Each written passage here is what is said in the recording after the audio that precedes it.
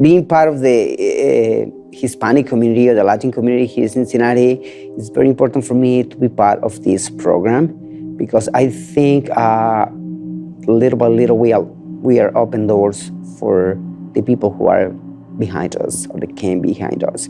I know there is a lot of kids in the community that it's difficult for them to approach to the arts because of different reasons. And I think when they see a Hispanic name or Latin name on the program, it's like some people feel kind of curious about it and they try to come close to see what is happening there. What if this is all just a dream?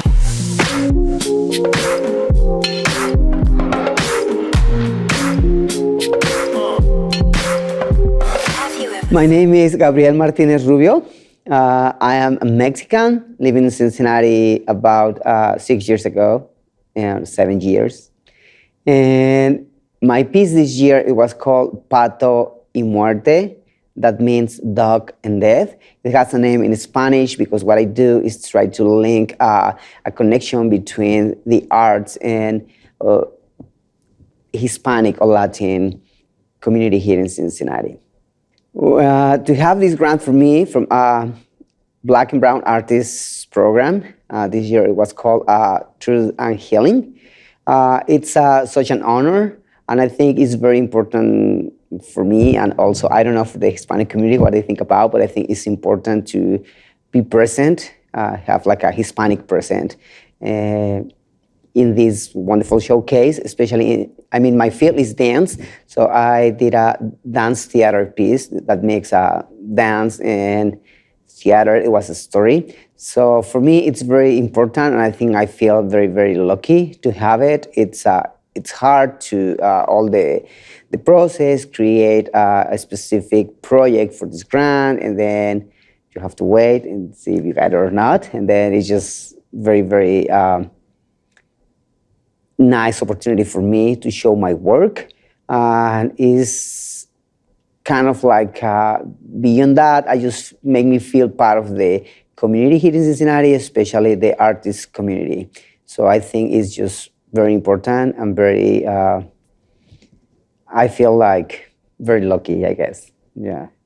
This year, I decided to dedicate my, my project to the kids. So it was divided into parts. The one part you see on the theater, but the first part, it was our workshops.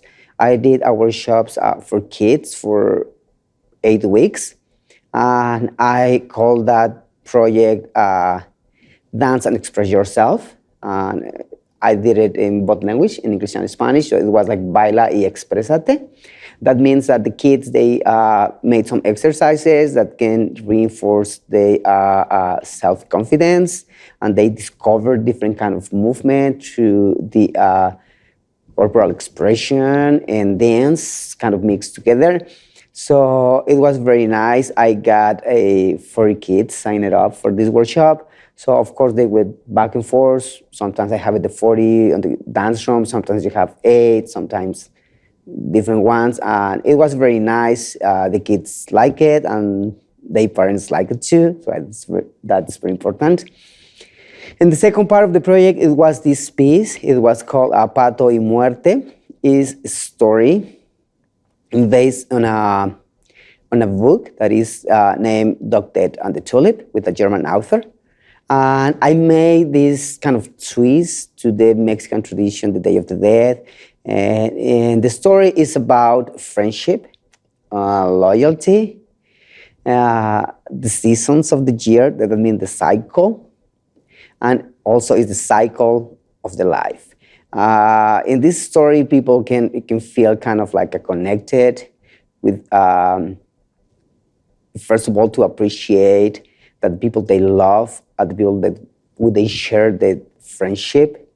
And the second is the acceptance of loss, right? That some of us, I think, want to have it at some point, and it's very hard to accept that somebody or something is not here with you anymore. So it's just that kind of, the play was for, or it is for all audiences, but it's kind of more focused on the kids, trying to learn or to show how the cycle is kind of working. I am a Mexican, so for me, kind of this connection with the death, it's I kind of have it since I was a kid.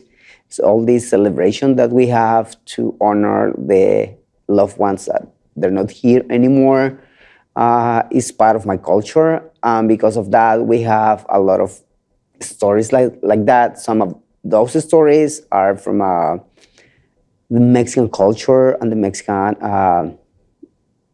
people, I guess, population. Some of them, there are like a popular stories that they unknown author. But other stories is not Mexican, and we kind of accept it because we feel connected with that. Is as I say at the beginning, the stories connect people, and you can feel like reflected in some of the stories, and you can feel that connection as part of you, even though if it's not that really attached that culture, right? It's I think the Mexican culture and the German culture doesn't have anything, or not really that much in common. But that story, it's fascinating. I heard it for the first time in Mexico, so I thought, I want to do something like in a dance piece with that story. And they came to me to a theater piece with a narrator who's telling the story for the kids, which is more like easy to catch what is happening. Dance could be sometimes very, very abstract. And that's the way I just decided to put this story in there. But the book is very short, just like 5 pages. So I decided to add all these complement in every or any season change. So they have a story for spring, for summer, for fall, and then for the winter. Yes. I was kind of nervous and kind of scared, concerned how people here in the US can take this story, accept this story. I think the relationship with death, it's very different. Probably it's more scared. And I don't know how, it all depends of the families, or I don't know, but in general, it's something that people don't talk too much about, right? But in my culture, is all the time, it's just like, we have that. We have the celebration, and we go to the cemetery sometimes, and we talk with the people that is not here anymore, and we say the things that we never would able to talk to about, or sometimes we ask for an advice. Maybe we have this like a magical thinking that is not real, but that is part of our culture, right? Or surreal. I don't know. It's but here it was kind of interesting because I received some feedback yesterday from the audience, and they like it. People kind of like it's very open to different type of stories, and I think that most of the people like it. They feel like touched by this story. I think, or I believe, when you experience something like that, a loss, the most you talk to about that, you better accept it, and something inside you is healing to that loss that you don't have anymore. I think my piece fit on that way. That is, I won't say that it's therapeutic, but it's the most you talk about something that is painful or hard for you, I think the better way you have to go on. Yeah, I think it's the way that my piece can feel in this, especially after the pandemic, when everybody was like confronting themselves and locked in their houses. I think we really go to so many things that we never thought about. It's been confronting yourself, sometimes you and your walls, and because you couldn't go out. And I discovered that a lot of kids, they lost a lot of relatives. Sometimes they just get orphaned because their both parents passed during this terrible thing. And so I was kind of like a most focused on that, and it's like, oh, maybe this is the time for me to bring this story for kids, especially if they go through that stuff, they can have better acceptance, or they can see the life in a different way with this cycle that everybody has to go through. I think it's difficult to have a certain type of conversation or certain topics with the kids. It's hard for the parents to talk about it and how the kids gonna accept it. But I think kids are very, very smart. And I think if you just say the truth, they're gonna have like they're gonna know better, or probably got it better than you probably think that it probably could be. It's I think you just can say the truth. I mean, it's a line in the story with the dog as the dead. So what happened? People go to up there and see the air to the clouds, or they go down there and get roasted, and the dead say, "Well, I do not know." So I think nobody knows really what happened after here, right?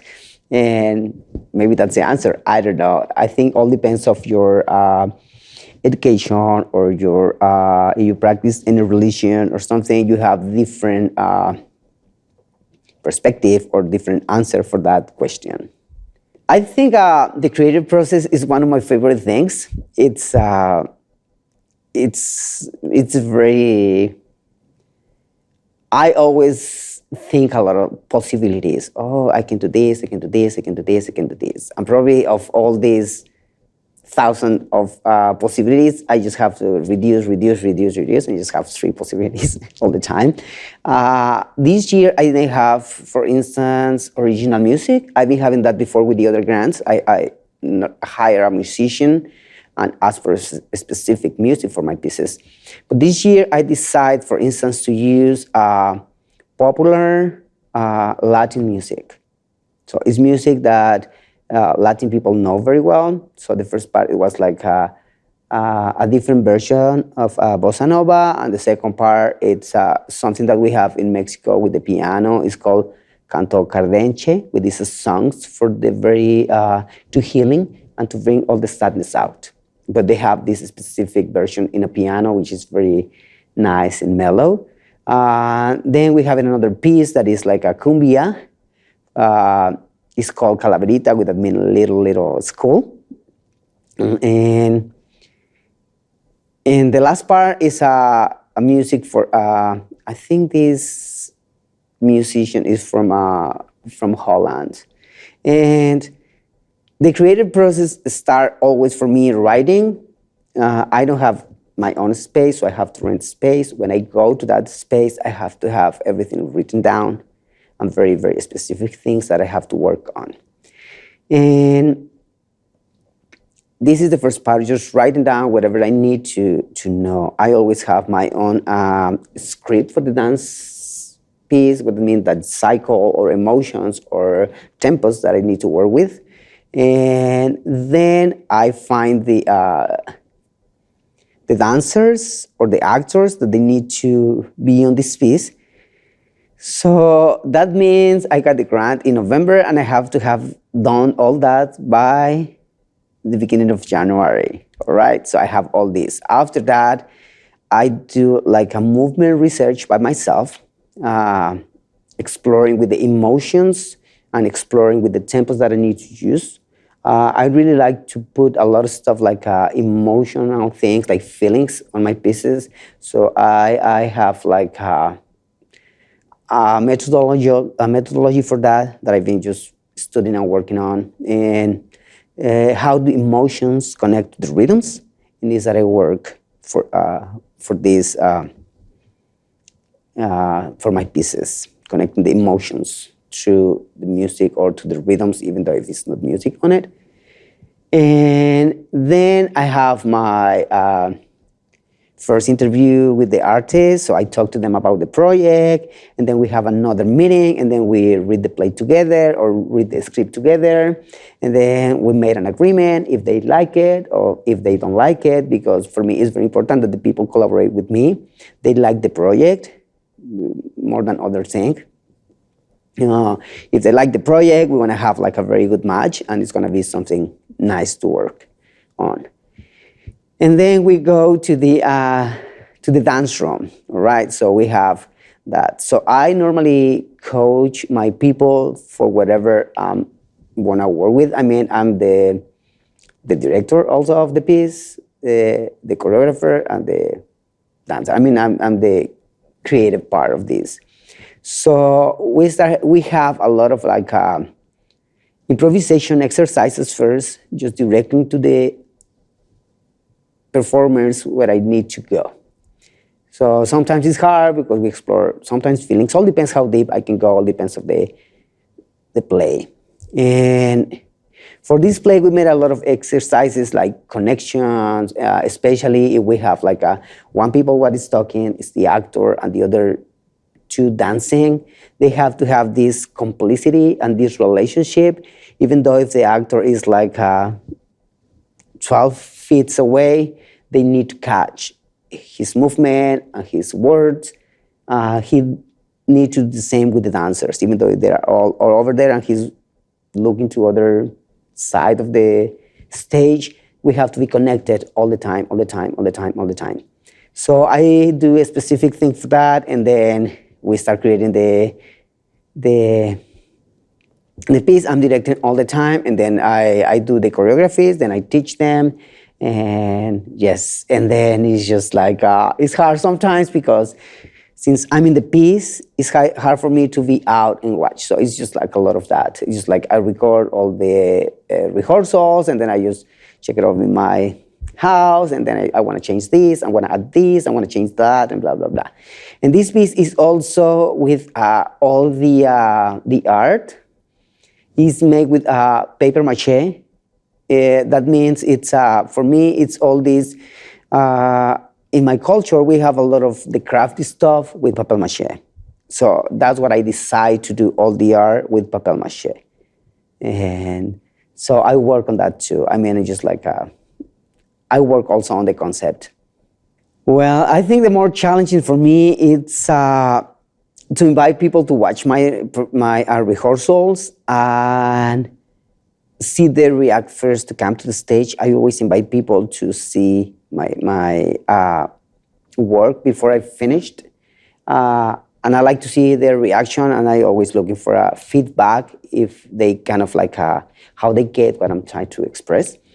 Sometimes I have to change something. Sometimes I decide just like, no. Sometimes I like to do something that I normally like to do on my pieces is show a little bit of reality, right? Because for me, this is part of the art. Just I'm going to show you the reality in a different way, or the way that I'm seeing it. But I like to do that in a poetic way also. So you can get the reality, not really that hard, but impact you, just like probably more softer. And I think the more challenging is just think about that, if the people is gonna like it or not, because when you create something like this podcast and you're giving to the audience, just put it in a public space, people can say whatever they want because it's exposed. And it's probably is my big challenge, to try to see if they like it or, yeah. I remember when I was a student, a dance student, and we started doing like choreographies and that kind of things. I was very scared all the time to talk about myself. I always say like, oh, I don't want to talk about myself. I'm just going to create characters and do whatever they have to do, but I don't want to talk never about me. And then to the time just passed, and I discovered that I'm always talking about sometimes me or sometimes the reality that I see. I think I was trying to avoid to be very personal, but probably the art is not on that way, right? It's I think I always talk about something that is real, even though if it's just something on the stage, I wouldn't say fantasy, but it's a performance. And probably that is my truth. It's the way I see the world, the things that I think is important in different moments. I think in this moment, for me, it was very important to talk about after the pandemic, to talk about this acceptance for so many things, for so many loss that we have in life. Sometimes it could be something very close, sometimes not really close, or sometimes if somebody lost someone, you can kind of be more like, how I say, you can understand the people better, probably, how they go through or how they act in different ways, because they have something inside that probably cannot express, or they cannot like heal as fast as they want it. And so probably that is my truth, to show the things that I see that is in the real life. And sometimes it's important to talk about, even though if it's painful or we don't really want it. Yeah. Being part of the Hispanic community or the Latin community here in Cincinnati, it's very important for me to be part of this program, because I think little by little we are open doors for the people who are behind us or that came behind us. I know there is a lot of kids in the community that it's difficult for them to approach to the arts because of different reasons. And I think when they see a Hispanic name or Latin name on the program, it's like some people feel kind of curious about it, and they try to come close to see what is happening there. This piece is about a cycle, so I think I close this cycle right now with this piece. We've been working on this for over, I started working on this in December just right away. But with the crew, with the other artists, 5 months so far, so they have something to do now. It's so I have to wait a little bit, and then I think my next step is just kind of to move the works that I've been doing with ArtsWave, probably next year, I hope so, and to have more performances in different theaters, first here in Cincinnati, and I want to see if I can move in different places the works that I've been doing. But for now, it was the only chance to watch this display.